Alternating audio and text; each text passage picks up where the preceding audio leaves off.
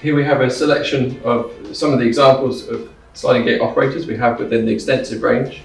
The C721 operator would be an example for one for a residential system. It's using 24 volts, and because of its current monitoring, it can have inbuilt detection that it knows if it's made contact with a person. The 741 operator is a 230 volt, but also suitable for residential applications. The 884 over there would be a good all-rounder, very good for industrial use and busier systems. For larger gates, up to 3.5 tons, we've got the 884 operator in orange. And the C851 would be one for use on fast opening gates, speed gates.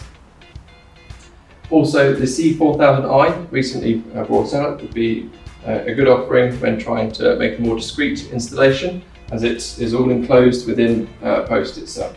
It still has the ability to do a manual release with the manual release mechanism built into the side, and can be put either on the left or the right depending on where access is provided. On the example we have on here, we have the C721 operating this particular gate, and with this we have the safety edges on either end of the gate system and also two on the post. It has been set up to have pre-flashing, so that the light on top of the gate will notify anyone around that it's about to move. So it pre-flashes the light for a few seconds before operating.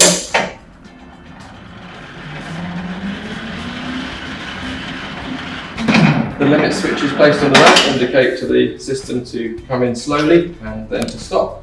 And then it pre-flashes the light before going back closed. During the motion, I can interrupt it by pushing on one of the edges on the gate itself.